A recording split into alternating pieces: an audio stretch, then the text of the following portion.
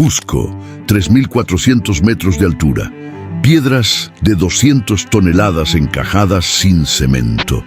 El libro de Enoc habla de ángeles caídos que enseñaron secretos prohibidos a la humanidad. Los incas hablaban de Viracocha, seres que vinieron del cielo y enseñaron a construir lo imposible. ¿Coincidencia? La Iglesia ocultó el libro de Enoc durante siglos.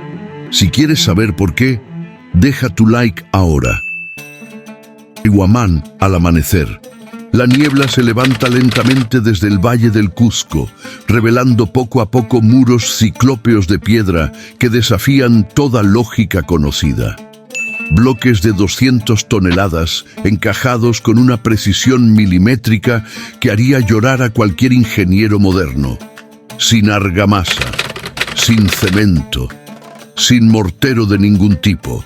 Solo piedra contra piedra, resistiendo 5 siglos de terremotos, lluvias torrenciales y el paso implacable del tiempo. Los ingenieros modernos, armados con toda la tecnología del siglo XXI, miran estas construcciones y admiten algo inquietante. No pueden replicarlas, ni siquiera con grúas industriales, con láser de precisión, con toda la maquinaria disponible. Y entonces te preguntas la pregunta que nadie quiere hacer en voz alta. ¿Cómo lo hicieron? Los libros de texto te dan una respuesta simple, casi insultante, con cuerdas, rodillos de madera y mucha mano de obra. Esa respuesta es una burla a tu inteligencia, porque hay algo que no te han contado, algo que conecta estas piedras imposibles con un texto antiguo que la Iglesia Católica prohibió, censuró y escondió durante más de 1000 años. Un texto que habla de seres que no eran humanos, que descendieron del cielo en tiempos remotos y enseñaron a la humanidad conocimientos que nunca debieron poseer.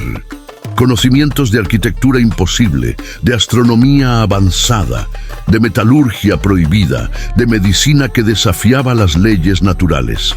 Ese texto es el libro de Enoc, y lo que revela sobre los incas, sobre Viracocha, sobre las piedras imposibles de los Andes, es tan perturbador que desafía toda la narrativa histórica oficial que te enseñaron en la escuela.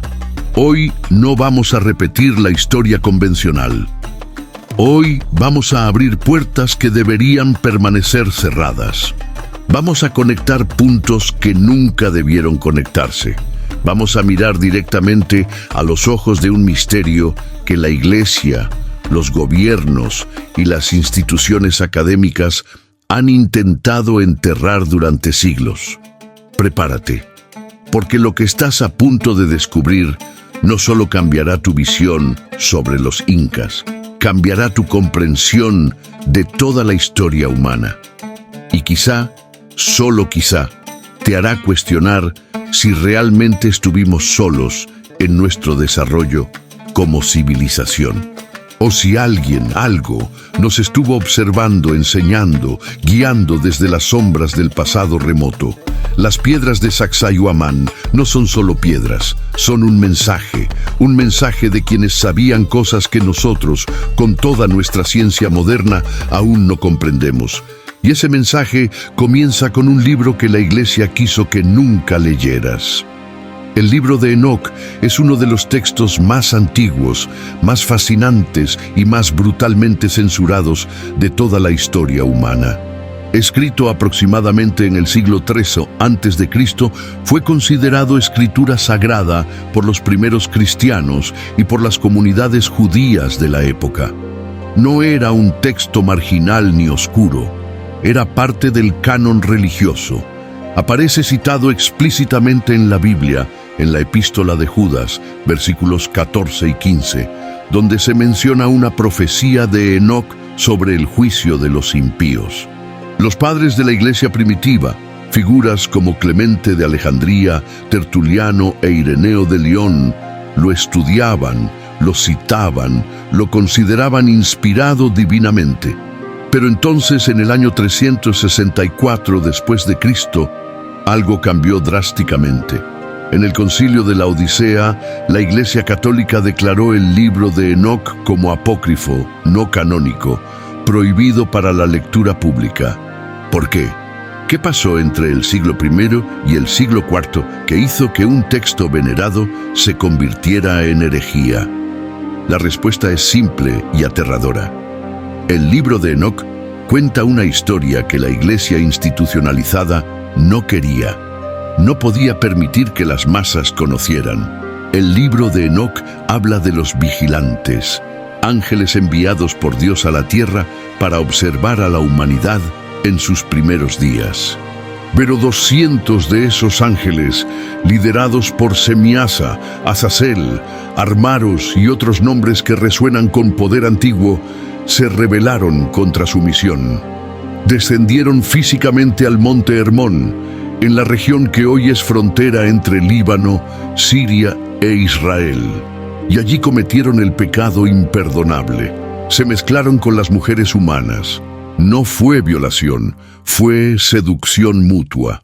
Y de esa unión prohibida entre lo celestial y lo terrenal nacieron híbridos, seres que la Biblia llama Nefilim, los gigantes, los hombres de renombre de la antigüedad.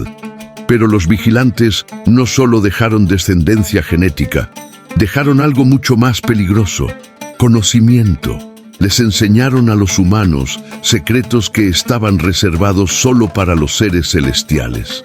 Metalurgia avanzada para crear armas devastadoras.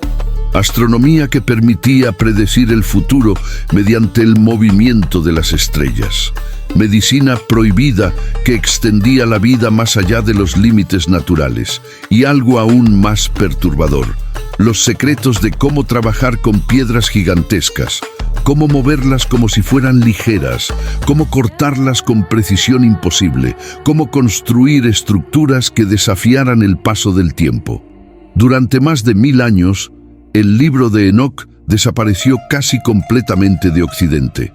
Fue quemado, censurado, borrado de las bibliotecas, hasta que en 1773 el explorador escocés James Bruce viajó a Etiopía y encontró copias completas del texto preservadas por la Iglesia Ortodoxa etíope, que nunca había aceptado su prohibición. Cuando los académicos europeos finalmente tradujeron el texto completo en el siglo XIX, comprendieron inmediatamente por qué la Iglesia Católica lo había ocultado con tanta desesperación durante tantos siglos. Porque el libro de Enoc no solo desafiaba la narrativa oficial del Génesis, ofrecía una explicación alternativa, inquietante y detallada sobre el origen del conocimiento humano avanzado. Y esa explicación apuntaba directamente hacia una intervención no humana en nuestro desarrollo como especie. El libro de Enoc, específicamente en el capítulo 8, es brutalmente explícito sobre qué conocimientos exactamente entregaron los ángeles caídos a la humanidad primitiva. No es vago, no es metafórico. Es una lista detallada, casi como un informe de inteligencia militar describiendo una transferencia de tecnología prohibida. Azazel enseñó a los hombres a fabricar espadas, cuchillos, escudos y corazas. Les mostró los metales escondidos en las profundidades de la tierra y cómo extraerlos y trabajarlos. Semiasa enseñó encantamientos y el corte de raíces medicinales. Armaros enseñó la resolución de encantamientos. Baraquiel enseñó astrología y cómo leer las señales en los movimientos planetarios. Cocabel enseñó las constelaciones y sus secretos. Ezequiel enseñó el conocimiento de las nubes y los patrones climáticos. Araquiel enseñó las señales de la tierra, cómo predecir terremotos y erupciones. Shamsiel enseñó las señales del sol y sus ciclos. Sariel enseñó el curso de la luna y sus fases. Pero hay algo más, algo que raramente se menciona en las traducciones populares porque es demasiado específico, demasiado técnico, demasiado inquietante. Otros versículos, preservados en las versiones etíopes más antiguas, hablan de que los vigilantes enseñaron cómo partir las grandes piedras de las montañas, cómo cortarlas sin romperlas, cómo transportarlas a través de grandes distancias, cómo encajarlas con tal precisión que ni el viento ni el agua pudieran penetrar entre ellas, cómo construir muros que resistieran la ira de los dioses manifestada en terremotos. Esos conocimientos, según el libro de Enoc, no eran para la humanidad. Eran demasiado avanzados, demasiado peligrosos. La humanidad primitiva no estaba lista para manipular las fuerzas de la naturaleza a esa escala. Y cuando los humanos obtuvieron ese conocimiento prohibido, construyeron cosas que no deberían existir en esa época de la historia humana. Estructuras megalíticas que desafiaban las capacidades tecnológicas conocidas, torres que alcanzaban alturas imposibles, ciudades de piedra que parecían haber sido esculpidas de montañas enteras. El libro de Enoc no describe esto como un avance natural de la civilización, lo describe como contaminación, como una violación del orden natural establecido por Dios. Era conocimiento robado del cielo e impuesto sobre la tierra. Los Nefilim, los gigantes nacidos de la unión entre vigilantes y humanas, eran los constructores principales de esas estructuras imposibles. Tenían fuerza sobrenatural heredada de sus padres angelicales. Tenían conocimiento directo de las técnicas enseñadas por los vigilantes y tenían una arrogancia descomunal que los llevó a desafiar abiertamente a Dios mediante la construcción de monumentos que pretendían alcanzar el cielo mismo. Eso, según el libro de Enoc, fue lo que provocó el diluvio. No fue solo un castigo por inmoralidad sexual. Fue un reinicio planetario diseñado específicamente para borrar a los Nefilim, destruir sus construcciones imposibles y enterrar bajo toneladas de sedimento y agua el conocimiento prohibido que los vigilantes habían entregado. Pero algunos de esos conocimientos, algunas de esas estructuras y algunos de esos seres híbridos sobrevivieron y continuaron enseñando después del diluvio en diferentes partes del mundo, incluyendo los Andes de Sudamérica. Ahora viajemos miles de kilómetros hacia el oeste y miles de años hacia adelante en el tiempo, según la cronología histórica convencional.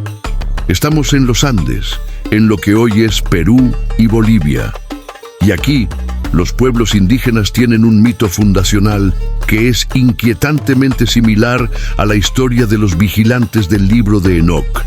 Hablan de Viracocha, el gran dios creador que apareció misteriosamente después de una gran inundación catastrófica que destruyó el mundo anterior y aniquiló a casi toda la humanidad. Esa inundación, el Unu Pachacuti en lengua quechua, es descrita en términos casi idénticos al diluvio bíblico. Aguas que cubrieron las montañas más altas, una destrucción total de la civilización previa, solo unos pocos supervivientes, refugiados en las cumbres más elevadas. Y entonces, según las leyendas recogidas por los cronistas españoles en el siglo XVI, Viracocha emergió de las aguas del lago Titicaca. Las descripciones de este ser son extraordinariamente consistentes en todas las versiones del mito. No era indígena, no se parecía a los pueblos andinos. Era un hombre alto, significativamente más alto que los nativos, de piel clara, casi blanca, con barba larga y abundante, cuando los pueblos andinos apenas tenían vello facial. Vestía túnicas blancas largas que le llegaban hasta los pies, y llevaba un báculo o cetro que emitía luz propia según algunas versiones. Su apariencia era tan diferente, tan extraña, que los pueblos supervivientes del diluvio lo reconocieron inmediatamente como un ser superior, como alguien que no pertenecía a este mundo. Viracocha caminó por toda la cordillera de los Andes durante años, décadas quizá, enseñando a los pueblos que encontraba en su camino. Les enseñó agricultura avanzada, qué plantas cultivar, cómo domesticar la papa y el maíz, cómo crear sistemas de riego que aprovecharan cada gota de agua de los glaciares. Les enseñó astronomía, cómo leer las estrellas para determinar las épocas de siembra y cosecha, cómo predecir eclipses, cómo medir el paso del tiempo con precisión matemática. Les enseñó arquitectura imposible, cómo trabajar con piedras gigantescas, cómo moverlas de un lugar a otro como si fueran ligeras, cómo encajarlas sin argamasa de manera que resistieran terremotos durante milenios. Les enseñó leyes, organización social, conceptos de justicia y orden. Era, en esencia, el civilizador completo, el maestro que llevaba conocimiento desde algún lugar más allá del mundo conocido. Y aquí está lo más inquietante. Después de enseñar todo lo necesario para que los pueblos andinos construyeran una civilización avanzada, Viracocha caminó hacia el oeste, hacia la costa del Océano Pacífico. Y allí, frente a testigos que transmitieron la historia durante generaciones, caminó sobre las aguas del océano y desapareció en el horizonte, prometiendo regresar algún día cuando fuera necesario. Los incas, siglos después, seguían esperando ese retorno. Construyeron templos en su honor. Lo adoraron como al Dios Supremo, incluso por encima del Inti, el Dios Sol.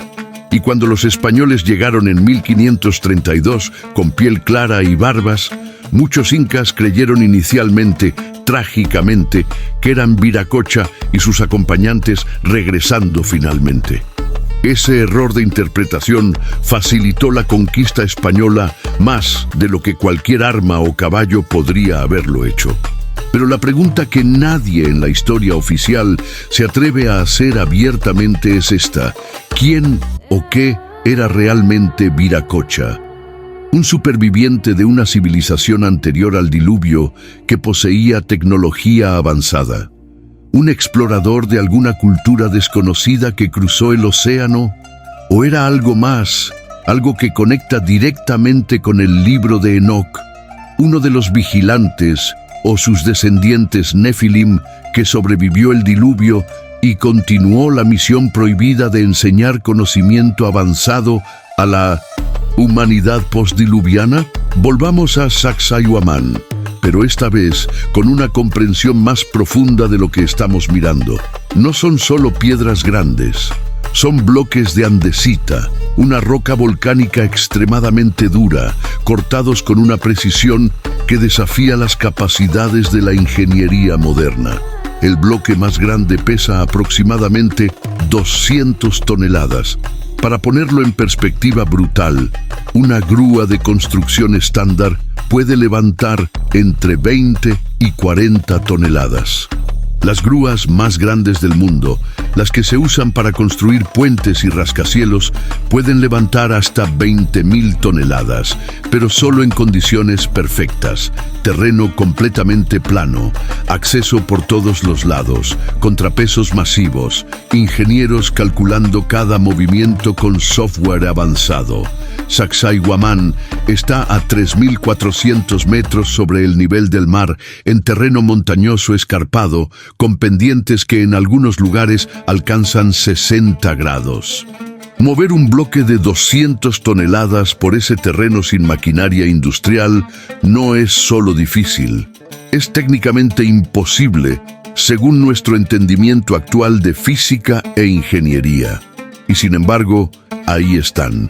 Cientos de bloques gigantescos, algunos tan grandes que forman muros enteros por sí mismos, encajados con tal precisión que no puedes introducir ni siquiera una hoja de papel entre las junturas.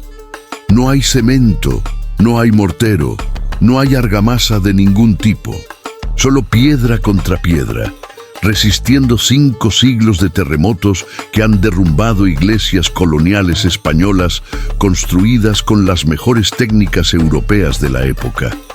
Pero el peso y la ubicación no son los únicos misterios, son los cortes. Si examinas de cerca esos bloques con instrumentos de medición modernos, descubres algo aterrador. Las superficies son perfectamente planas con variaciones de menos de 1 milímetro en áreas de varios metros cuadrados. Los ángulos son de exactamente 90 grados, no aproximadamente, exactamente.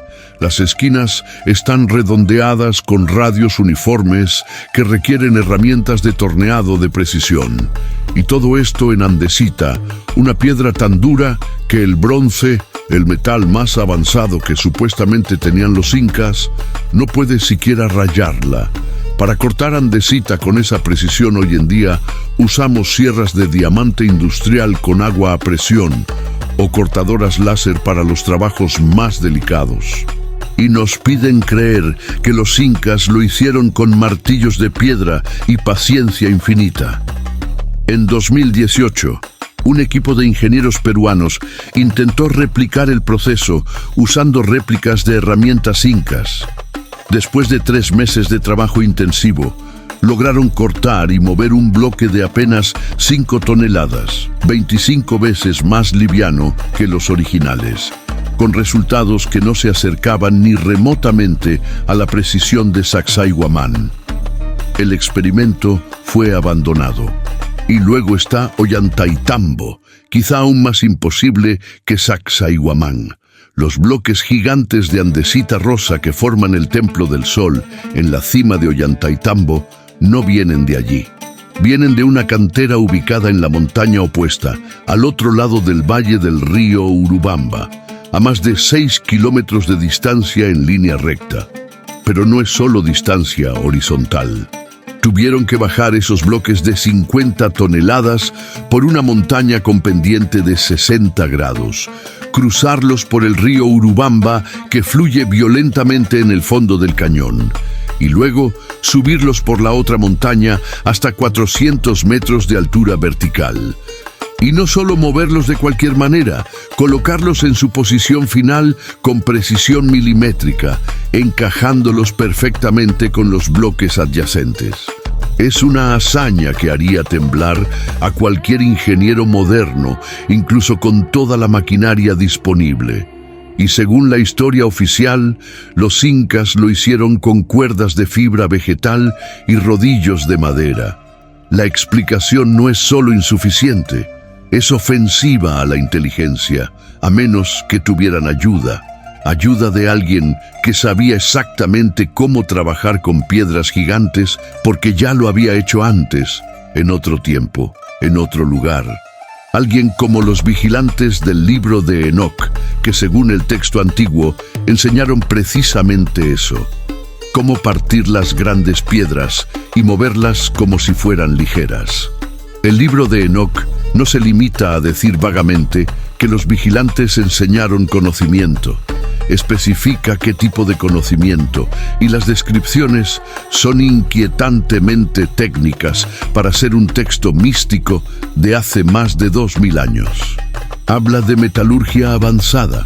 Azazel enseñó cómo encontrar los metales escondidos en las profundidades de la tierra, cómo extraerlos de la roca, cómo purificarlos con fuego, cómo combinarlos para crear nuevas aleaciones más fuertes que cualquiera de los metales originales. Eso es una descripción bastante precisa de la metalurgia del bronce y del acero, conocimientos que según la arqueología convencional se desarrollaron independientemente en diferentes partes del mundo a través de miles de años de experimentación. O les fue enseñado por una fuente común. Habla de astronomía con un nivel de detalle asombroso. Cocabel enseñó las constelaciones, sus nombres, sus movimientos a través del cielo nocturno, cómo usarlas para medir el paso del tiempo y predecir los cambios de estación. Shamsiel enseñó los secretos del sol, sus ciclos, sus eclipses, cómo su poder afecta a la tierra y todo lo que crece en ella.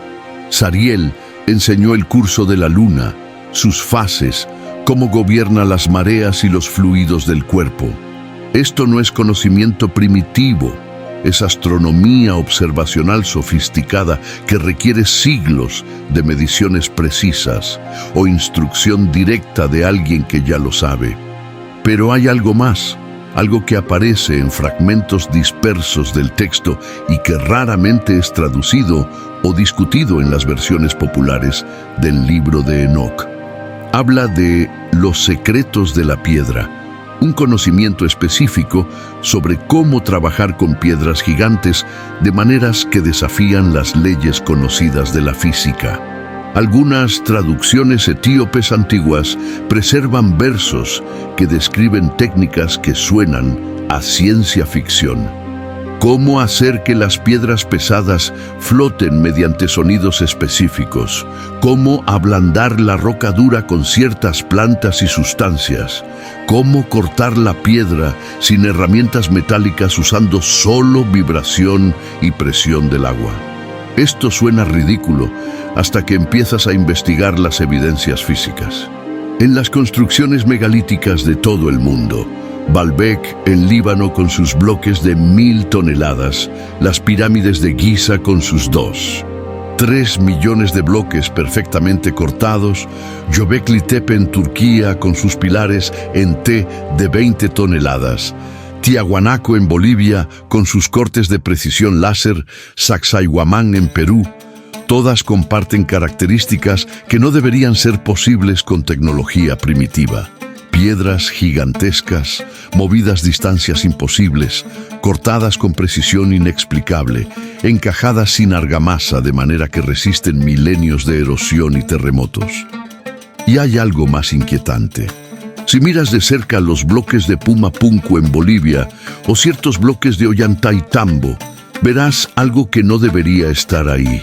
Marcas que parecen moldeado, protuberancias que se asemejan a huellas de dedos gigantes presionando arcilla blanda, superficies que parecen haber sido fluidas antes de solidificarse, pero no son arcilla, son andesita y diorita, piedras extremadamente duras. ¿Cómo explicas eso?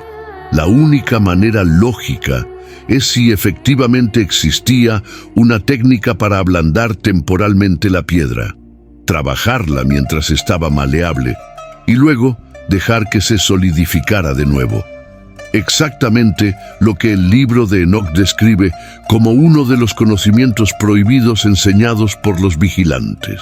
El investigador francés Joseph Davidovits propuso en los años 80 la teoría del geopolímero, que las piedras no fueron cortadas, sino moldeadas, usando una especie de concreto antiguo, hecho de piedra pulverizada, mezclada con sustancias químicas naturales.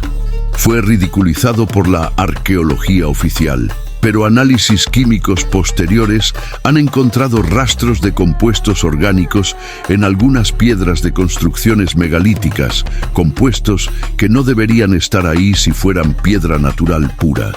Evidencia de geopolímeros. Los académicos lo descartan como contaminación posterior. Los escépticos preguntan, ¿y si no lo es? Y si conectas esto con el libro de Enoc, con las descripciones de Viracocha enseñando a los pueblos andinos cómo trabajar la piedra de maneras imposibles, empiezas a ver un patrón global. No son construcciones aisladas, son parte de una red de conocimiento compartido que se extiende por todo el planeta. Conocimiento que, según Enoc, fue robado del cielo y entregado a la humanidad por seres que no debían hacerlo. Y ese conocimiento se manifiesta en piedras que no deberían existir. El libro de Enoc es brutalmente explícito sobre las consecuencias de la unión prohibida entre los vigilantes y las mujeres humanas. Y ellas quedaron embarazadas y dieron a luz grandes gigantes cuya altura era de 300 codos.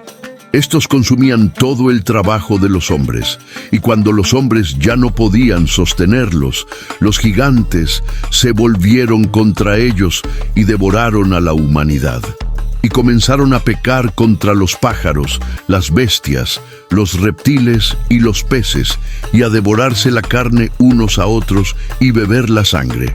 Un codo antiguo equivale aproximadamente a 45 centímetros, lo que significa que estos Nefilim medían más de 135 metros de altura según el texto, una exageración obvia.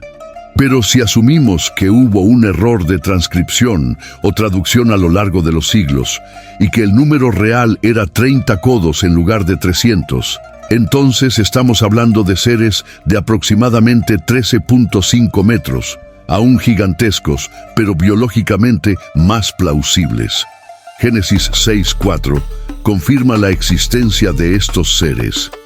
Había gigantes en la tierra en aquellos días, y también después que se llegaron los hijos de Dios a las hijas de los hombres, y les engendraron hijos. Estos fueron los valientes que desde la antigüedad fueron varones de renombre. La frase clave es «y también después», lo que implica que algunos Nefilim sobrevivieron el diluvio o que la mezcla genética continuó después del cataclismo. Y si sobrevivieron, tenían que estar en algún lugar. ¿Por qué no en los Andes, una de las regiones montañosas más altas del planeta, perfecta para refugiarse de una inundación global? Ahora, conectemos esto con los Andes preincaicos. Cuando los conquistadores españoles del siglo XVI interrogaron a los ancianos indígenas sobre el origen de las construcciones megalíticas como Sacsayhuamán, Ollantaytambo y Tiahuanaco, recibieron respuestas que los cronistas registraron fielmente, aunque las consideraran superstición primitiva. Pedro Cieza de León escribió en su Crónica del Perú en 1553, preguntándoles yo a los naturales, en presencia de los incas, ¿quién hizo aquella antiguaya? Respondían riendo que otras gentes barbadas y blancas como nosotros, las cuales muchos tiempos antes que los incas reinasen, vinieron a aquellas partes e hicieron allí su morada. Y también dicen que ellos eran de gran estatura, que hasta la rodilla de ellos llegaban los hombres más crecidos que ahora hay.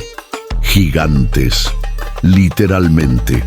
Garcilaso de la Vega, el Inca, mestizo hijo de conquistador español y princesa inca, que tenía acceso directo a las tradiciones orales de la nobleza incaica, escribió en sus Comentarios Reales de los Incas: mis parientes ancianos me contaron que esas obras antiguas, anteriores al imperio inca, fueron hechas por gigantes que habitaron estas tierras antes del diluvio.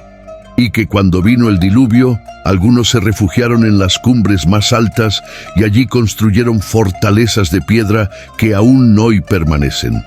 La conexión con el diluvio bíblico es explícita en la tradición oral andina, pero va más allá de los relatos. Hay evidencia física que la arqueología oficial prefiere ignorar o explicar con teorías cada vez más forzadas. En 1928, el arqueólogo Julio Tello descubrió en Paracas, sur de Perú, cientos de cráneos alargados con características anómalas, volumen craneal significativamente mayor que los humanos modernos, estructura ósea más gruesa y densa, suturas craneales en posiciones inusuales. La explicación convencional es de formación craneal artificial mediante vendajes en la infancia, una práctica documentada en muchas culturas antiguas. Pero eso no explica el aumento de volumen interno, porque la deformación solo cambia la forma, no el tamaño total del cráneo. En 2014, el genetista Brian Foerster realizó análisis de ADN mitocondrial en algunos de esos cráneos de Paracas. Los resultados preliminares mostraron mutaciones genéticas que no coinciden con ninguna población humana conocida, ni amerindia, ni europea, ni asiática, ni africana. Cuando intentó publicar los resultados completos, fue atacado ferozmente por la comunidad académica. El estudio fue desacreditado sin análisis peer review adecuado. Los resultados completos nunca fueron publicados oficialmente. ¿Qué encontraron exactamente? ¿Por qué tanto pánico? En 2003, en la Cueva de los Tallos, en la selva amazónica de Ecuador, Una expedición encontró esqueletos humanos de más de 2.5 metros de altura. Las fotografías fueron tomadas, los huesos fueron medidos. Testigos locales confirmaron el hallazgo. Pero antes de que pudiera realizarse un análisis científico completo, el gobierno ecuatoriano clausuró la cueva, declarando la zona protegida de acceso restringido. Los esqueletos desaparecieron. Oficialmente fueron trasladados a un museo para su preservación. Pero ningún museo ecuatoriano los tiene en exhibición. Ningún paper científico fue publicado. Es como si nunca hubieran existido. Y no son casos aislados. En todo el continente americano, desde Alaska hasta la Patagonia, hay reportes históricos de hallazgos de esqueletos gigantes que luego desaparecieron misteriosamente.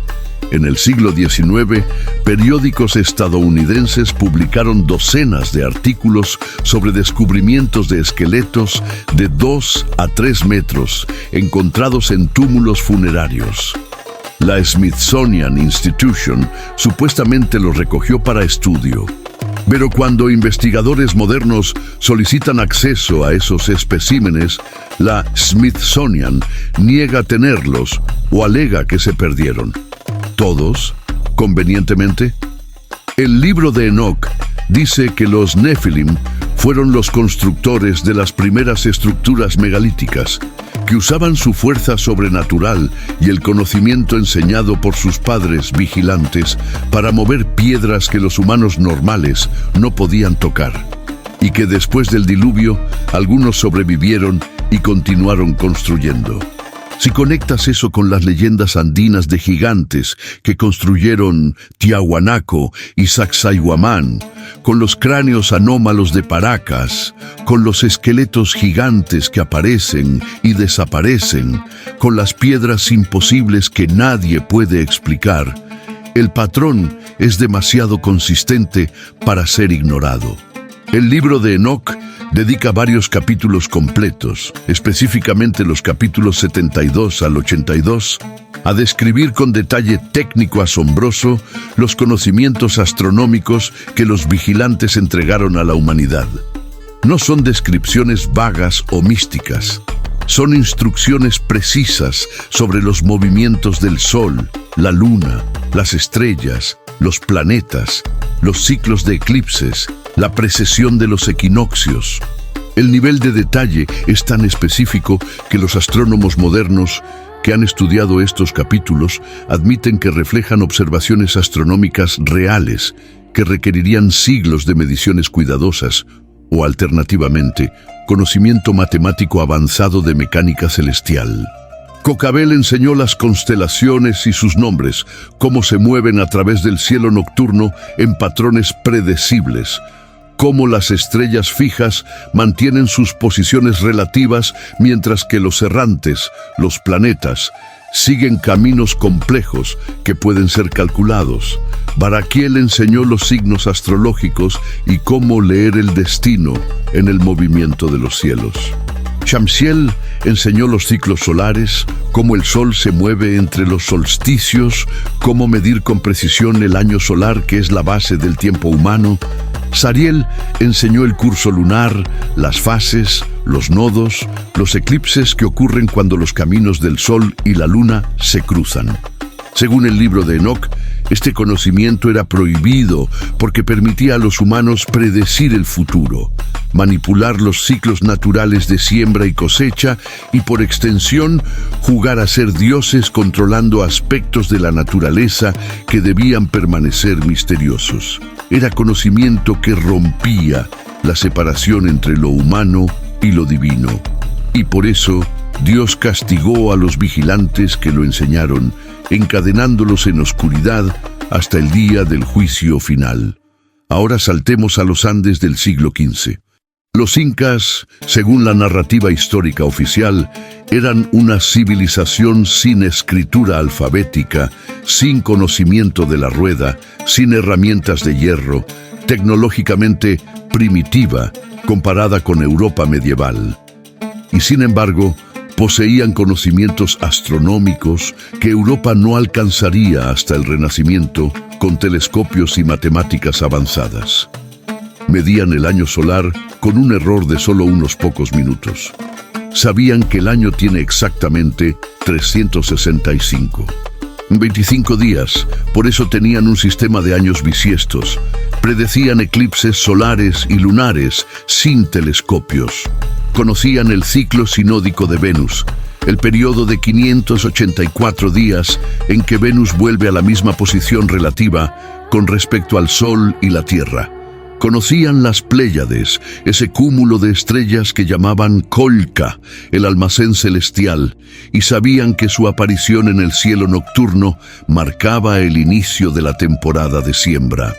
Pero lo más asombroso es que conocían la precesión de los equinoccios, ese ciclo de aproximadamente 26.000 años en que el eje de rotación de la Tierra se tambalea lentamente como un trompo, haciendo que las constelaciones cambien su posición aparente en el cielo nocturno a lo largo de milenios. Ese conocimiento requiere observaciones continuas durante miles de años. Los griegos lo descubrieron alrededor del año 150 a.C. con Hiparco de Nicea. ¿Cómo lo sabían los incas sin registros escritos que abarcaran milenios? La única respuesta lógica: les fue enseñado por alguien que ya lo sabía. Construyeron observatorios astronómicos de una sofisticación extraordinaria. El Coricancha en Cusco, el templo más sagrado del imperio, no era solo un lugar de culto, era un observatorio diseñado con precisión matemática. Tenía ventanas específicamente posicionadas para enmarcar el sol en los solsticios y equinoccios. En el solsticio de invierno, el 21 de junio en el hemisferio sur, el sol entraba por una ventana específica e iluminaba un altar de oro macizo, creando un efecto visual que los sacerdotes interpretaban como la unión directa entre el dios Sol y la Tierra. Y esa alineación sigue funcionando perfectamente 500 años después, demostrando que los cálculos originales eran exactos. Machu Picchu, esa ciudad en las nubes que todos conocen por las postales turísticas, es en realidad un calendario astronómico gigante tallado en la montaña. La Intihuatana, esa piedra tallada en el punto más alto de la ciudad, no es decoración, es un gnomon, un reloj solar de precisión. Durante los equinoccios, el sol pasa directamente sobre la piedra sin proyectar sombra. Los incas llamaban a esto amarrar el sol, porque simbólicamente estaban capturando el momento exacto en que el día y la noche tienen igual duración. La precisión requerida para crear ese efecto es asombrosa. Tienes que conocer tu latitud exacta, la inclinación del eje terrestre, el movimiento aparente del sol, y lo lograron sin instrumentos modernos. Las construcciones principales de Machu Picchu están alineadas con la Cruz del Sur, la constelación más importante del cielo austral. Vista desde arriba, la ciudad forma un mapa estelar, con edificios específicos correspondiendo a estrellas específicas. No es coincidencia, es diseño deliberado. Es como es arriba, es abajo. El principio hermético aplicado a escala arquitectónica monumental. Y eso requiere no solo conocimiento astronómico, sino también habilidades de agrimensura, topografía y geometría sagrada que supuestamente no existían en América precolombina. ¿De dónde vino todo ese conocimiento? La respuesta oficial es siempre la misma: observación cuidadosa durante generaciones. Pero esa respuesta no explica la precisión matemática, la comprensión de ciclos que abarcan miles de años, la capacidad de traducir conocimiento celestial en arquitectura terrestre con exactitud milimétrica. La respuesta del libro de Enoc sí lo explica. Los vigilantes les enseñaron. Y en los Andes, ese vigilante tenía un nombre: Viracocha, el maestro que vino del cielo después del diluvio, y enseñó a los pueblos andinos cómo leer las estrellas y construir en armonía con los ciclos cósmicos. El libro de Enoc describe el diluvio no como un evento aleatorio de la naturaleza, sino como un juicio divino deliberado, una operación de limpieza planetaria diseñada específicamente para borrar a los Nefilim, destruir las construcciones megalíticas que habían levantado en su arrogancia y enterrar bajo toneladas de agua y sedimento el conocimiento prohibido que los vigilantes habían entregado a la humanidad. Y entonces el Señor dijo a Miguel: «Ve, encadena a Semiaza y a los suyos que se han unido con mujeres. Y cuando sus hijos hayan sido destruidos y ellos hayan visto la perdición de sus amados, átalos durante 70 generaciones bajo las colinas de la tierra hasta el día de su juicio final». El diluvio, según Enoc, duró mucho más que los 40 días y 40 noches mencionados en el Génesis. Fue un cataclismo que alteró permanentemente la geografía del planeta. Montañas fueron tragadas por el agua. Valles se llenaron de sedimento, civilizaciones enteras desaparecieron bajo las olas. Y cuando las aguas finalmente retrocedieron, el mundo era irreconocible.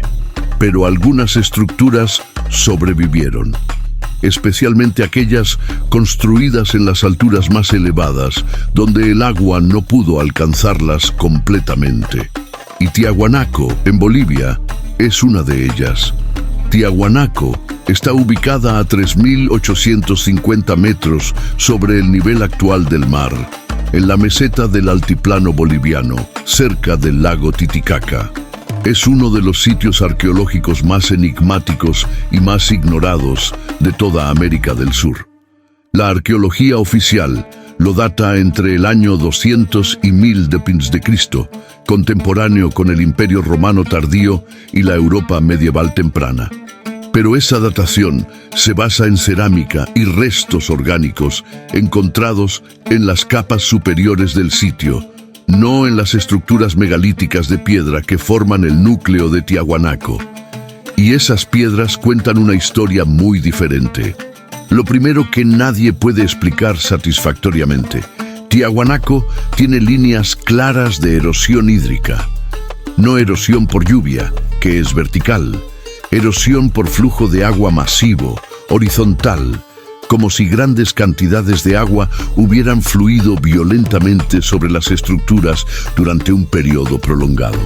El geólogo Robert Schoch, famoso por su trabajo redatando la Esfinge de Egipto basándose en erosión hídrica, ha examinado Tiahuanaco y confirma: esos patrones de erosión solo pueden ser causados por agua en movimiento a gran escala. Pero, ¿cómo llega agua marina o de inundación masiva a 850 metros de altura? Solo si el lago Titicaca fue, en algún momento del pasado remoto, parte del Océano Pacífico, o si hubo una inundación catastrófica de proporciones verdaderamente bíblicas que cubrió incluso las montañas más altas de los Andes. La datación alternativa basada en análisis geológico y arqueoastronómico es mucho más inquietante. En los años 90, el ingeniero Artur Poznański realizó un estudio exhaustivo de las alineaciones astronómicas de los templos principales de Tiahuanaco. Descubrió que las estructuras están alineadas con el Sol en los solsticios, pero con un ángulo de oblicuidad diferente al actual. La oblicuidad es el ángulo de inclinación del eje terrestre que varía lentamente a lo largo de miles de años en un ciclo de aproximadamente 41.000 años. Poznański calculó que para que las alineaciones de Tiahuanaco funcionen como fueron diseñadas, la oblicuidad debía ser la que existía hace aproximadamente 12.000 a 15.000 años. Eso colocaría la construcción de Tiahuanaco justo al final de la última era glacial, exactamente cuando, según la cronología bíblica, ocurrió el diluvio. Y luego están las piedras de Pumapunku, la sección más enigmática de Tiahuanaco. Bloques gigantescos de andesita y diorita cortados con una precisión que parece de máquina CNC moderna. Ángulos de exactamente 90 grados medidos con instrumentos láser modernos. Superficies planas con variaciones de menos de 1 milímetro. Ranuras internas, formas en H perfectamente simétricas, perforaciones que atraviesan bloques de piedra dura en líneas perfectamente rectas. Cuando ingenieros modernos examinan esos cortes usando microscopios y escáneres 3D, la conclusión es unánime. Esto requiere herramientas de diamante industrial o tecnología de corte láser. No hay otra manera de lograr esa precisión en piedra tan dura. Pero lo más perturbador de Pumapunku, las piedras están dispersas por todo el sitio como si hubieran sido arrojadas por una fuerza gigantesca. No están ordenadas como caerían por un terremoto. Están revueltas, algunas volteadas completamente, como si una ola masiva de agua hubiera barrido el sitio, levantando bloques de 100 toneladas y arrojándolos como juguetes. Es exactamente lo que esperarías ver si Tiahuanaco fue golpeado por una inundación catastrófica mientras aún estaba en construcción o acababa de ser completado. El diluvio del libro de Enoc, destruyendo las obras de los Nefilim. Va Amazónica de Ecuador, una expedición encontró esqueletos humanos de más de 2.5 metros de altura. Las fotografías fueron tomadas, los huesos fueron medidos, testigos locales confirmaron el hallazgo. Pero antes de que pudiera realizarse un análisis científico completo, el gobierno ecuatoriano clausuró la cueva, declarándola zona protegida de acceso restringido. Los esqueletos desaparecieron. Oficialmente, fueron trasladados a un museo para su preservación. Pero ningún museo ecuatoriano los tiene en exhibición, ningún paper científico fue publicado. Es como si nunca hubieran existido, y no son casos aislados. En todo el continente americano, desde Alaska hasta la Patagonia, hay reportes históricos de hallazgos de esqueletos gigantes que luego desaparecieron misteriosamente. En el siglo XIX, periódicos estadounidenses publicaron docenas de artículos sobre descubrimientos de esqueletos de 2 a 3 metros encontrados en túmulos funerarios. La Smithsonian Institution supuestamente los recogió para estudio. Pero cuando investigadores modernos solicitan acceso a esos especímenes, la Smithsonian niega tenerlos o alega que se perdieron. ¿Todos? ¿Convenientemente? El libro de Enoc dice que los Nefilim fueron los constructores de las primeras estructuras megalíticas, que usaban su fuerza sobrenatural y el conocimiento enseñado por sus padres vigilantes para mover piedras que los humanos normales no podían tocar, y que después del diluvio algunos sobrevivieron y continuaron construyendo.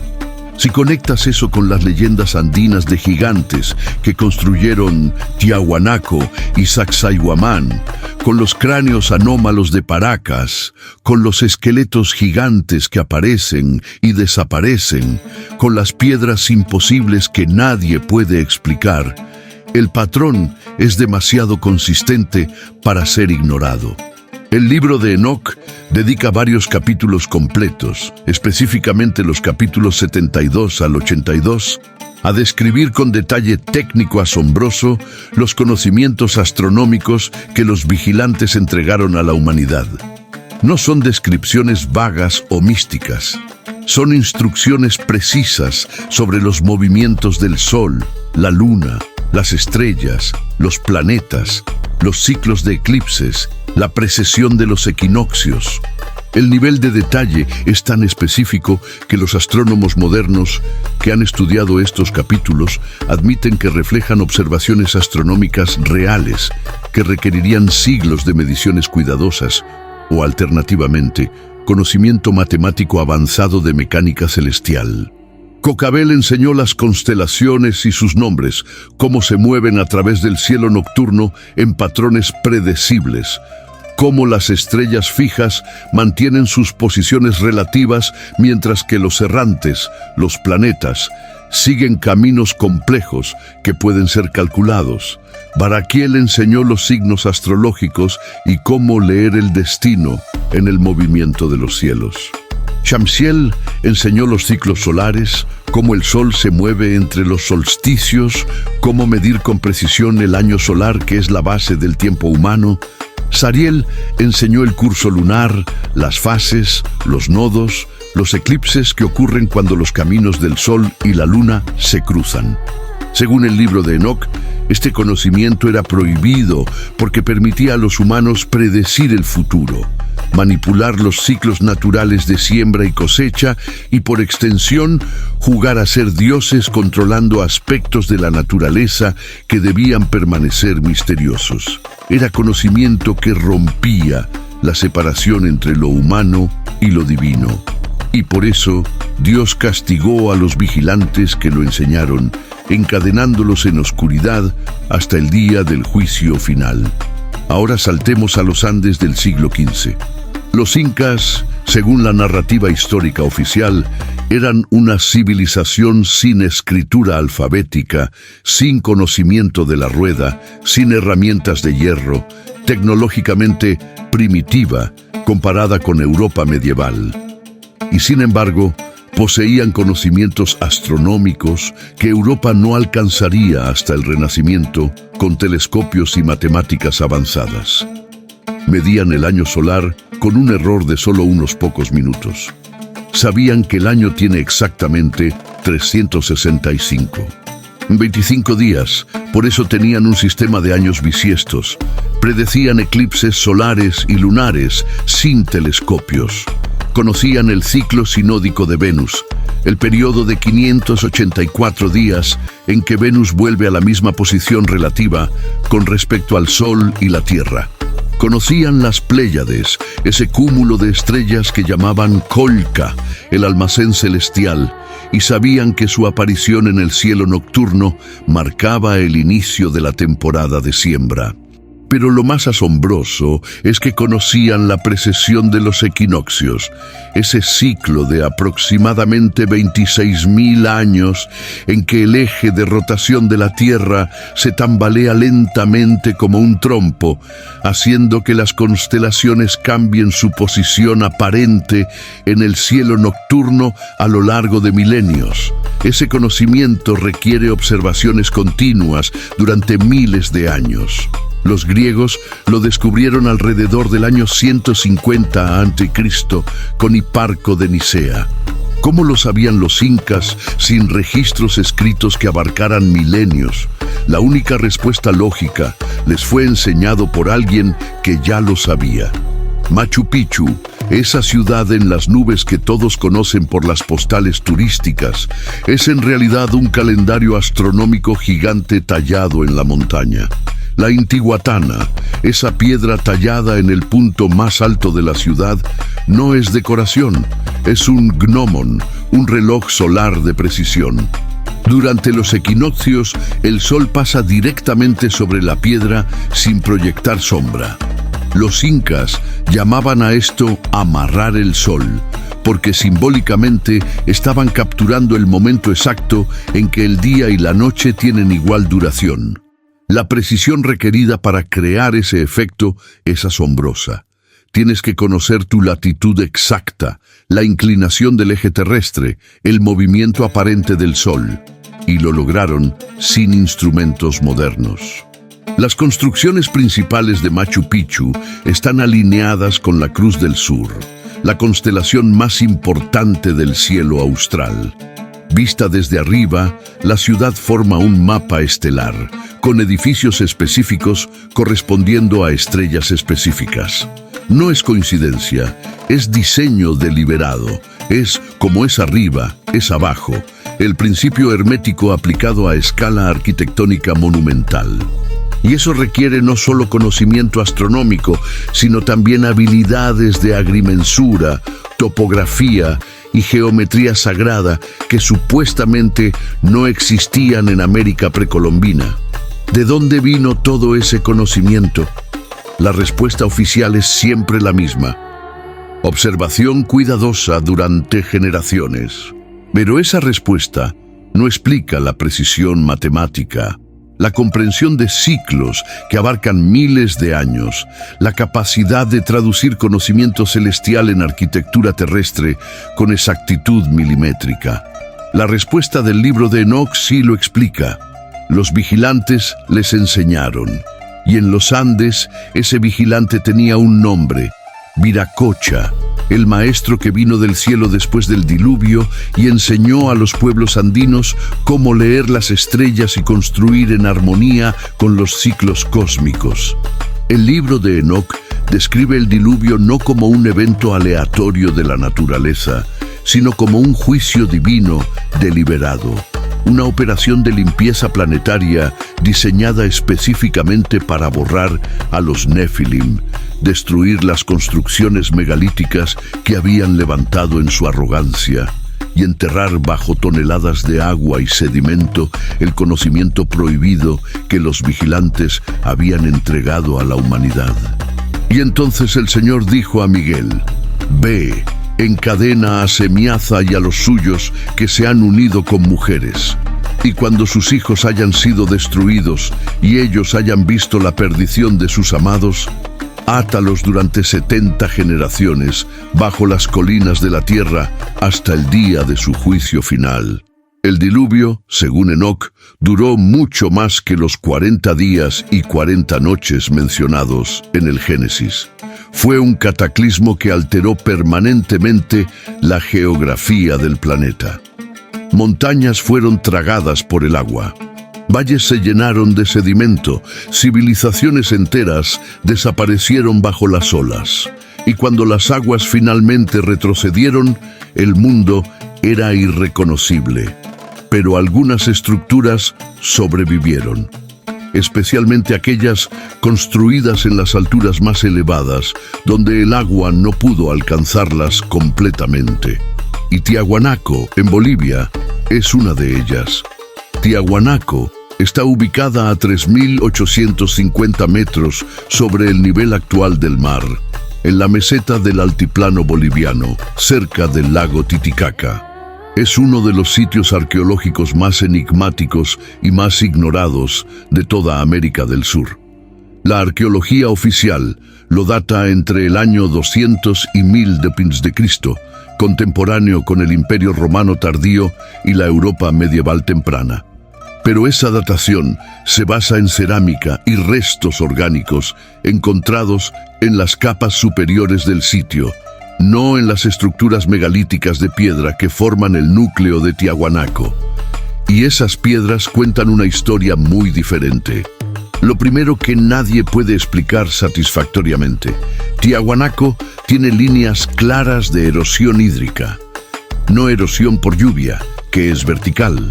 Erosión por flujo de agua masivo, horizontal, como si grandes cantidades de agua hubieran fluido violentamente sobre las estructuras durante un periodo prolongado. El geólogo Robert Schoch, famoso por su trabajo redatando la Esfinge de Egipto basándose en erosión hídrica, ha examinado Tiahuanaco y confirma: esos patrones de erosión solo pueden ser causados por agua en movimiento a gran escala. Pero, ¿cómo llega agua marina o de inundación masiva a 850 metros de altura?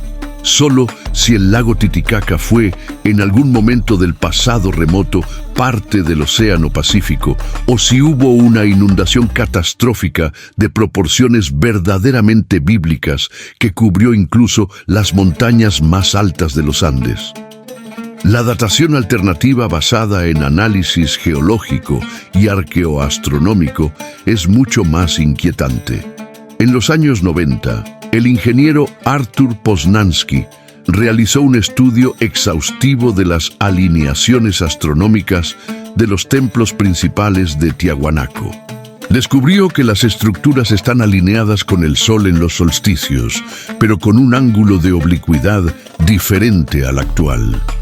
La oblicuidad es el ángulo de inclinación del eje terrestre, que varía lentamente a lo largo de miles de años en un ciclo de aproximadamente 41.000 años. Poznański calculó que para que las alineaciones de Tiahuanaco funcionen como fueron diseñadas, la oblicuidad debía ser la que existía hace aproximadamente 12.000 a 15.000 años. Eso colocaría la construcción de Tiahuanaco justo al final de la última era glacial, exactamente cuando, según la cronología bíblica, ocurrió el diluvio. Su investigación fue ignorada o ridiculizada por décadas. Pero en años recientes, análisis independientes usando técnicas modernas de arqueoastronomía han confirmado que Poznański tenía razón. Las alineaciones de Tiahuanaco no coinciden con la posición actual del Sol, sino con posiciones que existieron hace más de 10.000 años. La arqueología oficial se niega a reconocer esto porque destruiría completamente la cronología establecida de las civilizaciones americanas. Y luego están las piedras de Pumapunku, la sección más enigmática de Tiahuanaco. Bloques gigantescos de andesita y diorita, cortados con una precisión que parece de máquina CNC moderna. Ángulos de exactamente 90 grados medidos con instrumentos láser modernos. Superficies planas, con variaciones de menos de 1 milímetro. Ranuras internas, formas en H perfectamente simétricas, perforaciones que atraviesan bloques de piedra dura en líneas perfectamente rectas. Cuando ingenieros modernos examinan esos cortes usando microscopios y escáneres 3D, la conclusión es unánime. Esto requiere herramientas de diamante industrial o tecnología de corte láser. No hay otra manera de lograr esa precisión en piedra tan dura. Pero lo más perturbador de Pumapunku, las piedras están dispersas por todo el sitio como si hubieran sido arrojadas por una fuerza gigantesca. No están ordenadas como caerían por un terremoto. Están revueltas, algunas volteadas completamente, como si una ola masiva de agua hubiera barrido el sitio, levantando bloques de 100 toneladas y arrojándolos como juguetes. Es exactamente lo que esperarías ver si Tiahuanaco fue golpeado por una inundación catastrófica mientras aún estaba en construcción o acababa de ser completado. El diluvio del libro de Enoc, destruyendo las obras de los Nefilim. En el corazón de Tiahuanaco, entre las ruinas dispersas y los bloques imposibles de Pumapunku, se alza una estructura que desafía toda explicación convencional y que podría ser el artefacto más importante de toda la América precolombina: la Puerta del Sol. Es un monolito gigantesco tallado de una sola pieza de andesita, pesando aproximadamente 10 toneladas, con dimensiones de 3.8 metros de ancho, 2.8 metros de alto y medio metro de grosor. Pero no es su tamaño lo que la hace especial, es lo que está tallado en ella. La superficie de la Puerta del Sol está cubierta con 48 figuras cuadradas dispuestas en filas simétricas, todas orientadas hacia una figura central que domina la composición. Esa figura central es un ser humanoide, pero claramente no humano común. Tiene una cabeza rectangular con lo que parecen rayos solares o algún tipo de tocado radiante emanando en todas direcciones. Sostiene 2 cetros, uno en cada mano, que terminan en cabezas de cóndor o águila. Su rostro muestra ojos que miran directamente al observador con una intensidad que atraviesa milenios. Y de sus ojos, según algunas interpretaciones, caen lágrimas, aunque otros investigadores sugieren que son rayos de poder o energía fluyendo desde su rostro. Alrededor de esta figura central hay 24 figuras más pequeñas en 3 filas. Todas tienen alas, todas están en posición de genuflexión o adoración hacia la figura central. Algunas tienen cabezas de cóndor, otras de puma, otras humanoides, pero con características que no son completamente humanas. Y cada una lleva un cetro similar al de la figura central, como si fueran emisarios o servidores de esa entidad central. La iconografía es inquietantemente similar a las representaciones mesopotámicas de los Anunnaki, los dioses sumerios que, según sus textos, descendieron del cielo. Similar también a las representaciones egipcias de los Neteru, los dioses alados que gobernaban desde el cielo. Y similar, perturbadoramente similar, a las descripciones del libro de Enoc de los vigilantes. Seres con alas que descendieron a la tierra y fueron adorados como dioses por la humanidad primitiva. ¿Quién es la figura central? Los arqueólogos oficiales la llaman genéricamente el dios de los báculos, o la identifican con Viracocha, el dios creador de los Andes. Pero esa identificación plantea más preguntas de las que responde. Si es Viracocha, ¿por qué está rodeado de seres alados? ¿Por qué esas figuras menores están en posición de adoración si Viracocha era el creador supremo? ¿Por qué tiene lágrimas o rayos fluyendo de sus ojos? ¿Qué significa el patrón geométrico complejo que rodea toda la composición, con sus líneas precisas, sus ángulos perfectos, sus símbolos que nadie ha podido descifrar completamente? Algunos investigadores, especialmente aquellos dispuestos a explorar teorías fuera del paradigma académico establecido, han propuesto que la Puerta del Sol es en realidad un calendario astronómico extremadamente complejo que marca no solo el año solar de 365 días, sino ciclos mucho más largos, el ciclo de precesión de 26.000 años, ciclos planetarios, quizá incluso ciclos cosmológicos que abarcan cientos de miles de años. El matemático boliviano Iván Guzmán de Rojas desarrolló en los años 80 un análisis detallado de los símbolos de la Puerta del Sol y concluyó que representan un sistema de cálculo matemático avanzado, posiblemente incluso un lenguaje simbólico completo que codifica conocimientos de astronomía, matemáticas y física que no deberían existir en una cultura precolombina supuestamente primitiva. El lago Titicaca no es solo el lago navegable más alto del mundo. Para los pueblos andinos, es mucho más que una masa de agua rodeada de montañas. Es el lugar más sagrado de toda Sudamérica, el punto donde el mundo de los humanos se conecta con el mundo de los dioses, el umbral entre dimensiones.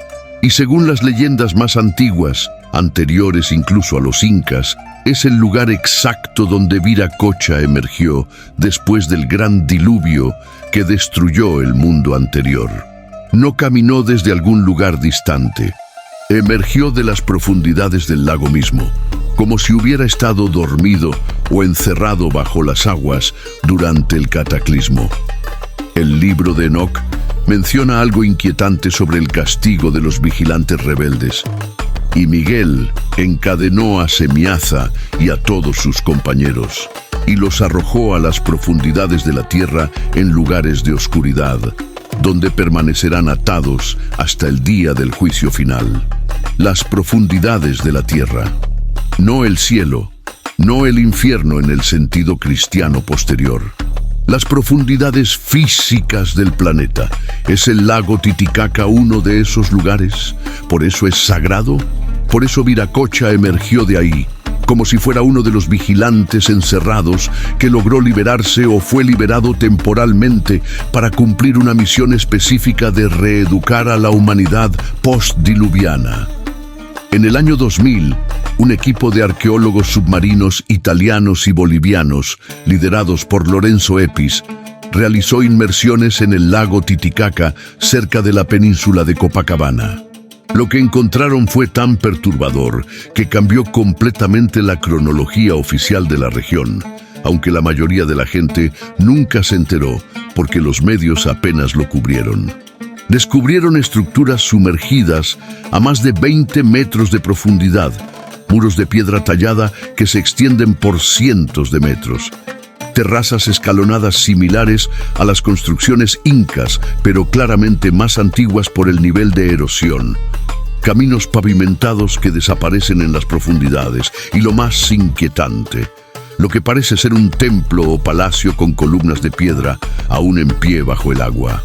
Esas estructuras solo pueden estar sumergidas si fueron construidas cuando el nivel del lago era significativamente más bajo, lo que geológicamente solo ocurría hace más de 10.000 años, al final de la última era glacial.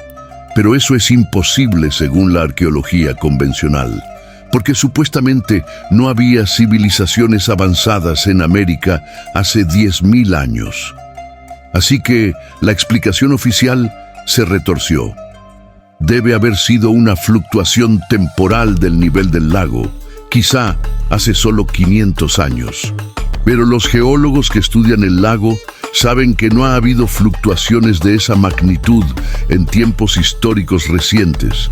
Las estructuras son antiguas, muy antiguas. La mitología local cuenta la historia de Huanacu, la ciudad de los dioses, que existía en las orillas o bajo las aguas del Titicaca. Era habitada por seres que no eran completamente humanos, que tenían conocimiento de las estrellas, que podían comunicarse telepáticamente y, según algunas versiones más esotéricas de la leyenda, que podían volar. Cuando vino el gran diluvio, Huanacu fue tragada por las aguas crecientes, pero algunos de sus habitantes escaparon y se refugiaron en las montañas circundantes. Y fueron esos supervivientes, con su conocimiento avanzado heredado de tiempos anteriores, quienes enseñaron a los humanos primitivos que sobrevivieron el cataclismo cómo reconstruir la civilización. Viracocha emergiendo del Titicaca no es solo metáfora religiosa, es memoria histórica distorsionada por el tiempo. Es el recuerdo de cuando los supervivientes de una civilización anterior, posiblemente los descendientes de los vigilantes y los Nefilim, que lograron sobrevivir el diluvio refugiándose en las alturas de los Andes, salieron de sus escondites submarinos o subterráneos y comenzaron a interactuar nuevamente con la humanidad, enseñándoles las artes perdidas de la construcción megalítica, la astronomía avanzada, la agricultura sofisticada. Hay otro detalle fascinante. El lago Titicaca tiene anomalías magnéticas documentadas. Brújulas se comportan erráticamente en ciertas áreas del lago. Hay reportes, no oficiales pero consistentes a lo largo de décadas, de luces extrañas emergiendo del agua por la noche, de objetos sumergidos que emiten luminiscencia, de sensaciones de desorientación temporal experimentadas por buzos en ciertas zonas profundas del lago. Los científicos lo descartan como efectos geomagnéticos naturales causados por depósitos minerales inusuales en el lecho del lago. Pero los chamanes locales tienen otra explicación. El Titicaca es un portal, una puerta entre dimensiones, y lo que emergió de ahí hace milenios puede regresar algún día. El Pachacuti, el retorno del tiempo, cuando Viracocha y sus acompañantes volverán para juzgar a la humanidad. Exactamente como el libro de Enoc profetiza sobre el retorno de los vigilantes en los últimos días. Ollantaytambo, esa fortaleza imposible que ya discutimos, tiene serpientes talladas por todo el complejo. No son representaciones naturalistas, son serpientes estilizadas, geométricas, entrelazadas en patrones complejos que parecen codificar información matemática o astronómica. Machu Picchu, cuando se ve desde ciertos ángulos aéreos, tiene una forma que replica la silueta de una serpiente, con la cabeza en un extremo de la ciudad y la cola en el otro. No es pareidolia, la tendencia humana a ver patrones donde no los hay. Es diseño arquitectónico deliberado que solo se revela completamente desde una altura que los incas supuestamente no podían alcanzar. El Coricancha, el templo más sagrado del imperio en Cusco, tenía antes de la destrucción española serpientes de oro macizo de tamaño natural enrolladas alrededor de las columnas principales del templo. Los cronistas españoles las describieron con horror, diciendo que parecían vivas, que sus ojos de piedras preciosas brillaban en la oscuridad como si estuvieran observando. Pero la serpiente, como símbolo de conocimiento prohibido y de seres celestiales que lo trajeron, no es exclusiva de los Andes. Es un fenómeno global que debería hacer temblar los cimientos de la arqueología convencional. En Mesoamérica, la deidad suprema de los toltecas y después de los aztecas era Quetzalcóatl, literalmente serpiente emplumada. Las descripciones de Quetzalcóatl son inquietantemente similares a las de Viracocha, hombre de piel clara, barbado, que llegó desde el este después de una gran destrucción. Enseñó astronomía, arquitectura, agricultura, medicina, artes civilizadoras y luego partió hacia el este sobre el océano prometiendo regresar algún día. Los mayas tenían su propia versión, Kukulcán, con la misma iconografía de serpiente emplumada. La pirámide de Kukulcán, en Chichén Itzá, está diseñada de manera que durante los equinoccios, la sombra proyectada por las escaleras crea la ilusión de una serpiente gigante descendiendo desde la cima de la pirámide hasta el suelo. No es accidente arquitectónico, es ingeniería astronómica deliberada para celebrar la serpiente que trajo el conocimiento. En el antiguo Egipto, la serpiente Uraeus era el símbolo de la realeza faraónica, representando el poder divino y el conocimiento secreto que solo los iniciados podían poseer. La diosa Wadjet era representada como una cobra y era considerada la protectora del conocimiento oculto. Los faraones llevaban la Uraeus en sus coronas como símbolo de que poseían sabiduría que venía de los dioses, específicamente de los Neteru, esos seres que según la mitología egipcia descendieron del cielo en tiempos primordiales y establecieron la civilización en el valle del Nilo. En Mesopotamia, los Anunnaki sumerios, esos dioses que según las tablillas cuneiformes bajaron del cielo y crearon o modificaron a la humanidad, eran a veces representados con características serpentinas. El dios Enki, que según el mito sumerio dio conocimiento prohibido a los humanos contra las órdenes de los dioses superiores, era asociado específicamente con serpientes y, por supuesto, en el texto que conecta todo esto, el libro de Enoc y el Génesis bíblico. La serpiente en el jardín del Edén es el símbolo central del pecado original. Pero ¿cuál fue ese pecado? Comer del árbol del conocimiento del bien y del mal. La serpiente le dijo a Eva, no moriréis, sino que sabe Dios que el día que comáis de él serán abiertos vuestros ojos y seréis como Dios, sabiendo el bien y el mal. Conocimiento que Dios no quería que los humanos tuvieran. Exactamente como el libro de Enoc describe el conocimiento prohibido que los vigilantes entregaron a la humanidad. El libro de Enoc identifica explícitamente a la serpiente con los ángeles caídos. No es un reptil literal. Es un símbolo de los vigilantes que tentaron a la humanidad con conocimiento que no debían poseer. Y cuando miras la obsesión global con el símbolo de la serpiente en todas las civilizaciones antiguas, que construyeron estructuras megalíticas imposibles y poseían conocimiento astronómico avanzado, el patrón es ineludible. No es evolución cultural independiente. Es memoria compartida de una época en que seres representados simbólicamente como serpientes, porque aportaban sabiduría transformadora que cambiaba fundamentalmente a quien la recibía, caminaron entre los humanos y les enseñaron cosas que alteraron permanentemente el curso de la civilización.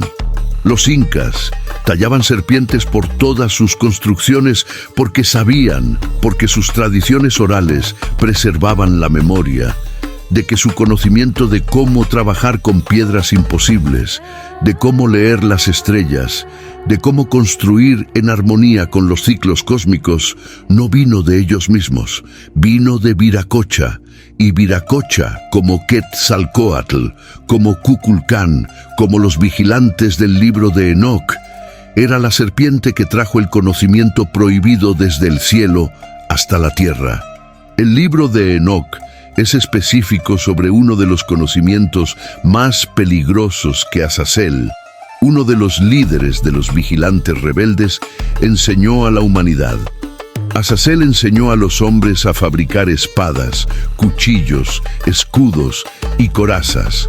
Les enseñó sobre los metales de la tierra y cómo trabajarlos.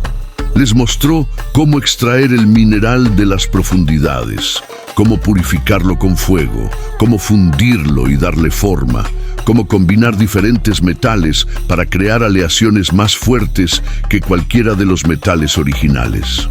Esto no es lenguaje místico vago. Es una descripción bastante precisa del proceso metalúrgico completo, desde la minería hasta la aleación.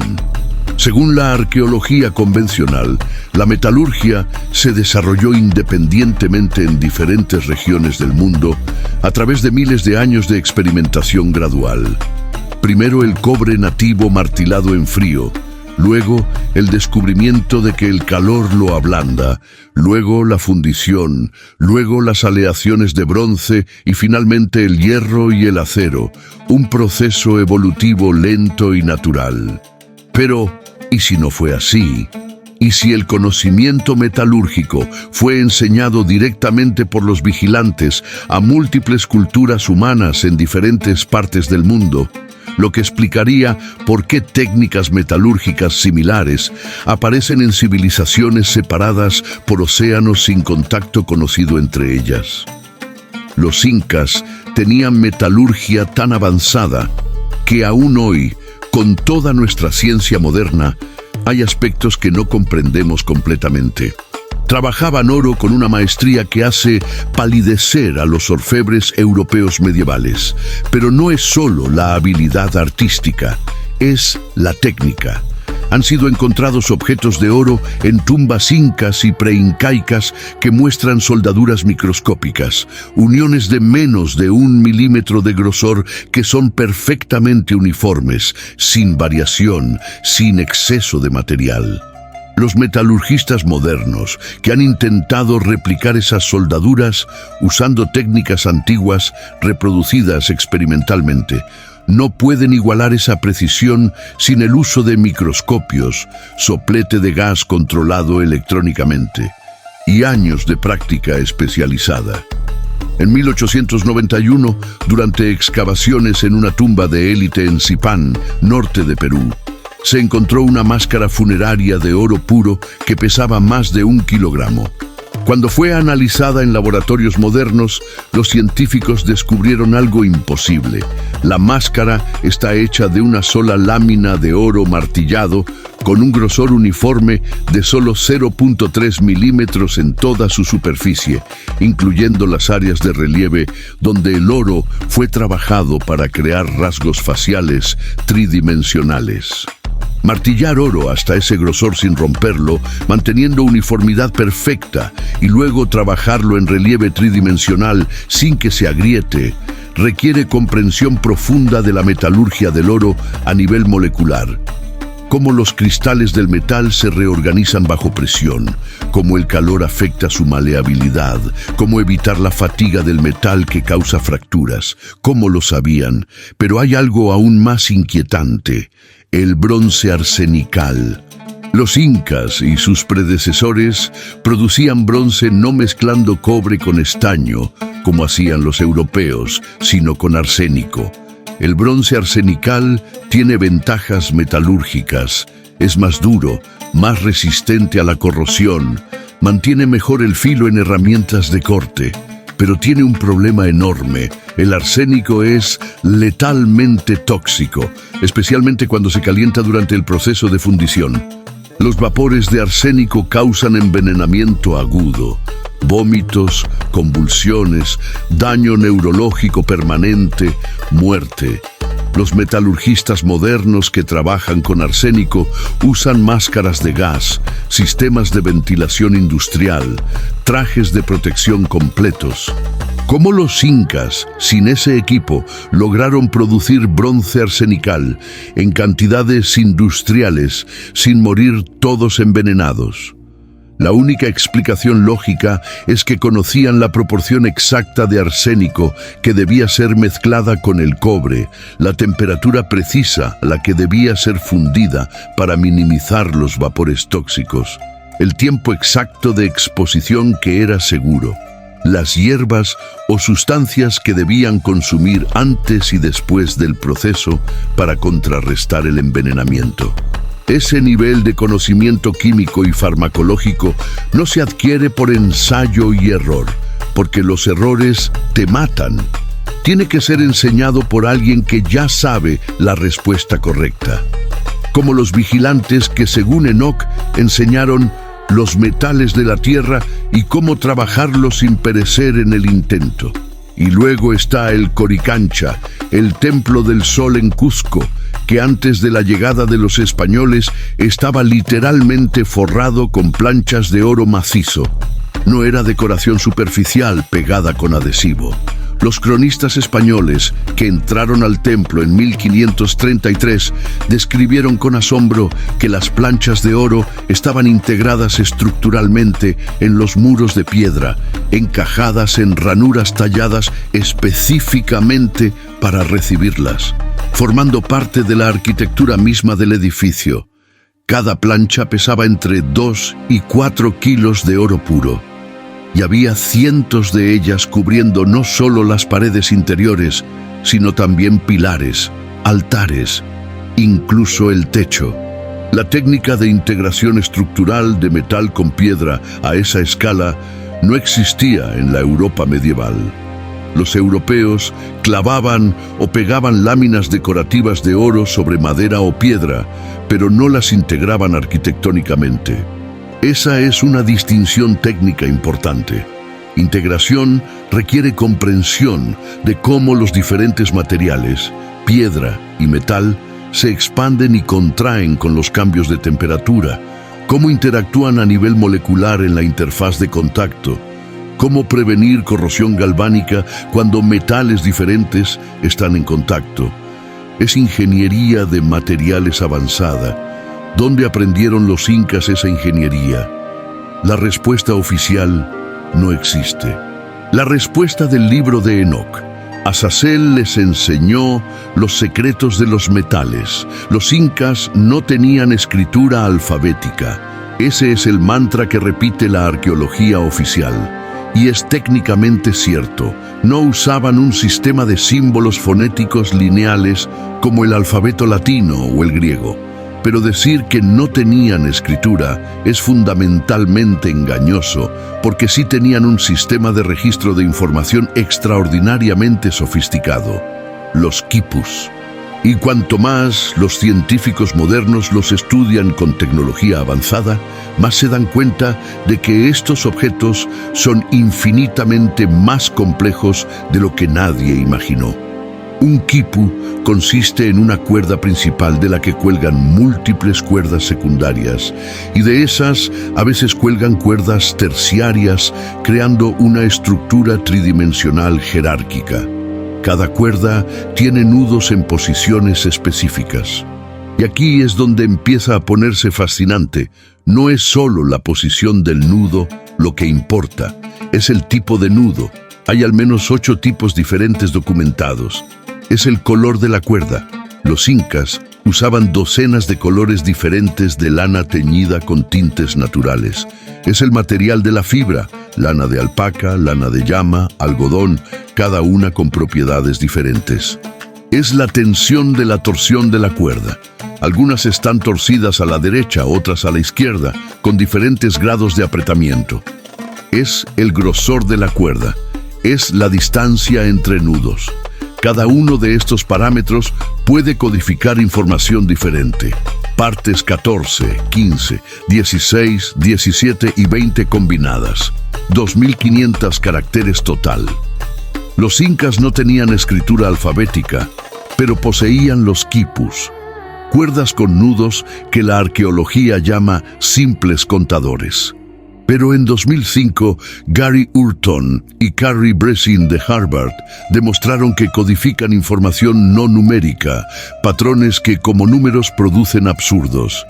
En 2017, St. Andrews descubrió que contienen estructuras similares a cálculo diferencial. El libro de Enoch describe que los vigilantes enseñaron escritura celestial multidimensional, exactamente como los quipus. Los españoles los quemaron masivamente. Con ellos se perdió conocimiento de milenios. El libro de Enoch dice que los vigilantes enseñaron medicina avanzada. Los incas realizaban trepanaciones craneales con 70-80% de supervivencia. Europa medieval tenía 90% de mortalidad quirúrgica. Los incas conocían quinina, coca como anestésico, ayahuasca para enfermedades mentales. Europa no descubriría esto hasta siglos después. Los chamanes dicen, las plantas nos enseñaron en estados de trance. ¿Y si los vigilantes transmitían conocimiento directamente a la mente? Las líneas de Nazca, geoglifos gigantescos visibles solo desde el aire. La línea más larga tiene 15 kilómetros sin desviarse. ¿Cómo lo verificaban sin volar? Los vigilantes tenían alas según Enoch. Muchas líneas están alineadas astronómicamente. ¿Por qué hacer calendarios visibles desde el espacio? A menos que fueran señales para seres del cielo.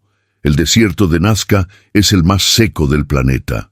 ¿Cómo sabían que permanecería así por milenios? Instrucción directa de quienes ya sabían. El libro de Enoch termina con profecía. Los vigilantes encadenados serán liberados en los últimos días. Los incas hablaban del Pachacuti, el retorno de Viracocha para juzgar. Ambas profecías describen lo mismo. El retorno de seres no humanos que nos enseñaron y prometieron volver. Las piedras de Sacsayhuamán están ahí, imposibles de explicar. El conocimiento astronómico inca era demasiado avanzado. Los quipus codifican información que apenas empezamos a descifrar.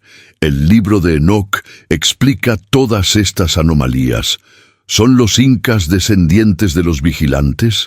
¿Es Viracocha un ángel caído? ¿Regresarán? ¿Estamos en los últimos días antes del Pachacuti? Si esta verdad te estremeció, dale like. Suscríbete porque hay más secretos enterrados esperando. La historia oficial es mentira diseñada para mantenernos ignorantes. Juntos vamos a rasgar ese velo.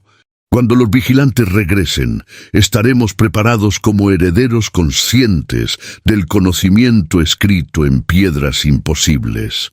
Las piedras están esperando. ¿Estás listo para escuchar?